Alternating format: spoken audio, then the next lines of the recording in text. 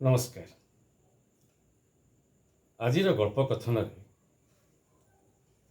ଅସୀମ ବସୁଙ୍କର ଏକ ଗପ। ଗଳ୍ପ ସଂକଳନ କ୍ୟାକ୍ଟସର ଫୁଲ। କ୍ୟାକ୍ଟସର ଫୁଲରେ ସନ୍ନିବେଶିତ ଗାଳ୍ପିକ ଚିତ୍ରଶିଳ୍ପୀ ପ୍ରସିଦ୍ଧ ନାଟ୍ୟକାର ନାଟ୍ୟ ନିର୍ଦ୍ଦେଶକ ଅସୀମ ବସୁଙ୍କର ଏକ ଗପ। କଥା ତିନିପଦ।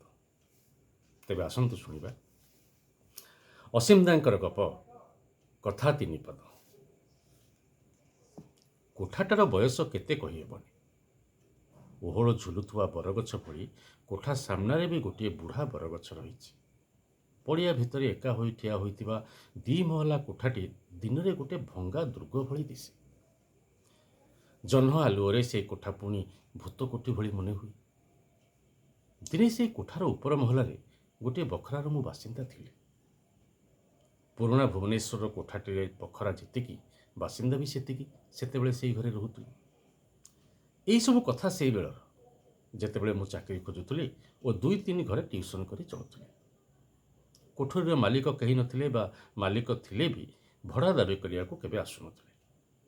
ତେଣୁ କେବଳ ମୁଁ ନୁହେଁ, ସେ କୋଠାର ବାସିନ୍ଦାମାନେ କାହାରିକୁ ଭଡ଼ା ଦେଉନଥିଲେ। ସେଇ କୋଠାର ତଳ ମହଲାରେ ଗୋଟିଏ କୋଣର ଘରରେ ବାସିନ୍ଦା ଥିଲା ନିରାକାର। ନିରାକାର ଗୋଟିଏ ପ୍ରେସ୍ରେ ମେସିନ୍ ମ୍ୟାନ୍ ଭାବେ କାମ କରୁଥିଲେ। ନିରାକାର ଯେଉଁ ବଖରାରେ ରହୁଥିଲା, ଠିକ୍ ତାର ପାଖ ବଖରାରେ ଯଦୁନାଥ ତାର ସ୍ତ୍ରୀ ଓ ଝିଅକୁ ନେଇ ରହୁଥିଲା। ଯଦୁନାଥ କାଠ ମିସ୍ତ୍ରୀ। ବୟସ ହୋଇଛି, ଆଉ ବୟସ ହେବା ସଙ୍ଗେ ସଙ୍ଗେ ନାଁ ବି କମେଇଛି ଯଦୁମିସ୍ତ୍ରୀ। 13-14 ବର୍ଷର ଝିଅ ଅଞ୍ଜଳିକୁ ଦେଖିଲେ ସୁନ୍ଦର ବିଶେଷଣ ଟିକକ ଯେ ତା ପାଇଁ ଯଥେଷ୍ଟ ନୁହେଁ, ଏ କଥା ସମସ୍ତେ କହିବେ।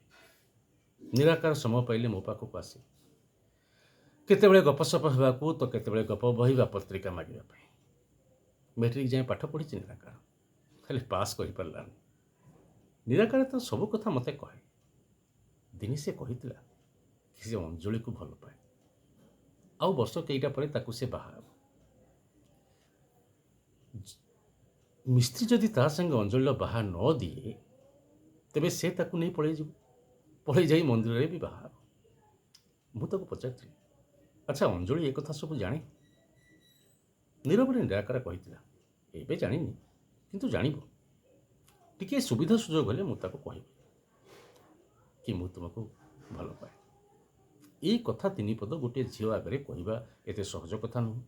ସେଥିପାଇଁ ସମୟ ଦରକାର, ସୁଯୋଗ ଦରକାର, ଆଉ ପରିବେଶ ମଧ୍ୟ ଦରକାର।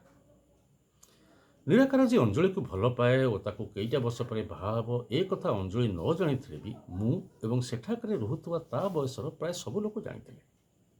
ମାସ କେଇଟା ପରେ ମୁଁ ଚାକିରି ପାଇଲି, ଆଉ ଚାକିରି ପାଇ ମୁଁ ଭୁବନେଶ୍ୱର ଛାଡ଼ିଲି।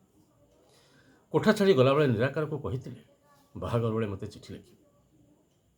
ପ୍ରାୟ 2 ବର୍ଷ ଧରି ନିରାକାରର କୌଣସି ଖବର ମୁଁ ପାଇଲିନି। 2 ବର୍ଷ ପରେ ସରକାରୀ କାମରେ ମୁଁ ଦିନେ ଭୁବନେଶ୍ୱର ଆସି ମୁଁ ରହୁଥିବା ସେହି ପୁରୁଣା କୋଠାଟିକୁ ଦେଖିବା ପାଇଁ ଗଲି। କୋଠାର ଆଉ 2ଟା ଝରକା କାଚ ଭାଙ୍ଗି ଯାଇଛି। ପୁରୁଣା ବାସିନ୍ଦାମାନେ ପ୍ରାୟ ସମସ୍ତେ ଅଛନ୍ତି। ଅଞ୍ଜଳି ମେଟ୍ରିକ୍ ପାସ୍ କରି କଲେଜରେ ନାଁ ଲେଖାଇଛି। ନିରାକାର ସାଙ୍ଗରେ ଦେଖା ହେଲା। ନିରୋଳରେ ତାକୁ ଡାକି ପଚାରିଲି, ଆଚ୍ଛା ଅଞ୍ଜଳି ସାଙ୍ଗରେ କଥା ହେଲ? ତମେ ଯାହା ତାକୁ କହିବା ପାଇଁ ଚାହୁଁଥିଲ ତାକୁ କହିଲ? ନିରାକାର କିଛି ସମୟ ପାଇଁ ଚୁପ୍ ରହିଲା। ତାପରେ କହିଲା, କହିପାରିନି।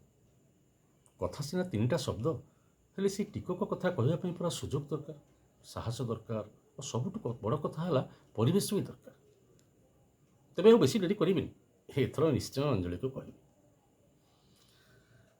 ତାପରେ 20ଟା ବର୍ଷ କଟିଗଲା। ଏଇ 20 ବର୍ଷ ଭିତରେ ଓଡ଼ିଶାର ବିଭିନ୍ନ ଜାଗାକୁ ବଦଳି ହୋଇ ଶେଷରେ ମୁଁ ପୁଣି ଭୁବନେଶ୍ୱର ଆସିଲି। ମୁଁ ଚାକିରି ପାଇବା ପୂର୍ବରୁ ରାଜଧାନୀ ଅନେକ ମଧ୍ୟ ବଦଳି ଯାଇଥିଲା।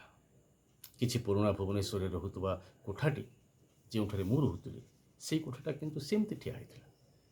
କୋଠା ସାମ୍ନା ବରଗଛରୁ ପାଚିଲା ପତ୍ର ସବୁ ଝଡ଼ି ପଡ଼ୁଥିଲା। କୁନି କୁନି ନୂଆ ନୂଆ ପତ୍ର ମଧ୍ୟ ସବୁ କଅଁଳୁଥିଲା।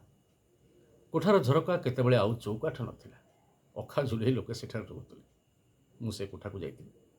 ମୁଁ ରହୁଥିବା ସମୟର କାହାକୁ ଦେଖିବା ଏଇ ଆଶାରେ। ହେଲେ ମୋର ପରିଚିତ ଆଉ ସେଠାରେ କେହି ନଥିଲେ। ଖବର ନେଇ ଜାଣିଲି ନିରାକାର ଏବେ ନିଜେ ଗୋଟେ ପ୍ରେସ୍ କରିଛି, ଅଞ୍ଜଳି ପ୍ରେସ୍। ବାଃ, ମୋ ମନ ଖୁବ୍ ଖୁସି ହେଇଗଲା।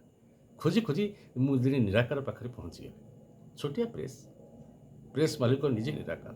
ଆଉ ସେ ନିଜେ ବସି ମୁଁ ଦେଖିଲା ବେଳକୁ ମେସିନ୍ ସଫା କରୁଥିଲା। ମୋତେ ଦେଖି କାମ ବନ୍ଦ କରି ହାତ ପୋଛିଲା, ଡାକି ନେଇ ତା ଛୋଟିଆ ଅଫିସ୍ ଘରେ ବସେଇଲା। ଏତେ ଦିନ ପରେ ମୋତେ ଦେଖି ସେ ଭାରି ଖୁସି ହେଇଗଲା। ଖାଲି ଚା ନୁହଁ, ତା ସହିତ ଜଳଖିଆ ବି ମଗାଇଲା ମୋ ପାଇଁ। ପ୍ରେସ୍ର ନାଁ ଦେଖି ମୁଁ ଜାଣିଯାଇଥିଲି କି ଅଞ୍ଜଳି ଏବେ ନିଶ୍ଚୟ ତା'ର ସ୍ତ୍ରୀ ହେଇଥିବ। ତେଣୁ ତା କଥା ପଚାରିଲି, ତା ଘର ସଂସାର କଥା ପଚାରିଲି, ଅଞ୍ଜଳି କଥା ବି ପଚାରିଲି। ସେ ଅଳ୍ପ ହସିଲା ଆଉ କହିଲା, ଅଞ୍ଜଳି ଭଲ ପାଇ ଜଣେ ଡାକ୍ତରଙ୍କୁ ବାହା ହେଇଥିଲା। ଆଉ ବାହାଘରର 2 ବର୍ଷ ପରେ ଡାକ୍ତର ଜଣକ ବିଦେଶ ଗଲେ ପାଠ ପଢ଼ିବାକୁ। ହେଲେ ଆଉ ଫେରିଲେନି, ସେଇଠି ବାହା ହେଇ ରହିଗଲେ। ଅଞ୍ଜଳି ଏବେ ଚାକିରି କରୁଛି ସରକାରୀ ଦୋକାନରେ ସେଲ୍ସ ଗାର୍ଲ। ଆଉ ଏ ପ୍ରେସ୍ର ନାଁ? ମୁଁ ନିରାକାରକୁ ପଚାରିଲି। ସେ କହିଲା, ନା ସେଇଟା ମୋ ସ୍ତ୍ରୀର ନାଁ ନୁହଁ, ମୁଁ ବାହା ହେଇନି ଏଯାଏ। ନାଁଟା ମୋତେ ଭଲ ଲାଗେ ତ, ଆଉ ସେଇଥିପାଇଁ ପ୍ରେସ୍ର ନାଁ ରଖିଦେଲି ଅଞ୍ଜଳି ପ୍ରେସ୍। ଚା ପିଇ ପିଇ ମୁଁ ପୁଣି ପଚାରିଲି, ଆଚ୍ଛା ଅଞ୍ଜଳିକୁ କ'ଣ ତୁମେ ସେ କଥା କହିଥିଲ? ମାନେ ତୁମେ ତାକୁ ଭଲ ପାଅ ବୋଲି? ସେ କ'ଣ ଜାଣିଥିଲା ଯେ ତୁମେ ତାକୁ ଭଲ ପାଅ ବୋଲି? ନା ମ, ଜାଣିବ କେମିତି? ନିରାକାର ନିର୍ବିକାର ଭାବରେ ଉତ୍ତର ଦେଲା। ସେ କଥା ତାକୁ କହିବା ପାଇଁ ମୁଁ ସୁଯୋଗ ପାଇଲି କେଉଁଠି? ଗୋଟିଏ ଝିଅ ଆଗରେ ସେଇ କଥା 3 ପଦ କହିବା ପାଇଁ ହେଲେ ସମୟ, ସୁଯୋଗ ଆଉ ପରିବେଶ ଦରକାର। ଏତିକି କହି ନିରାକାର କିଛି ସମୟ ସାମ୍ନାରେ ପଡ଼ିଥିବା ଖବରକାଗଜରେ କଲମ ଧରି ଗାର କାଟିବାକୁ ଲାଗିଲା। ତାପରେ ସେମିତି ତଳକୁ ମୁହଁ ପୋତି ପୁଣି କହିଲା, ଭାବୁଛି ଏଥର ଅଞ୍ଜଳିକୁ କହିବି। ଖାଲି ଟିକେ ସମୟ, ସୁଯୋଗ ଆଉ ପରିବେଶଟିଏ ପାଇଲେ ନିଶ୍ଚୟ କହିବି। ନମସ୍କାର।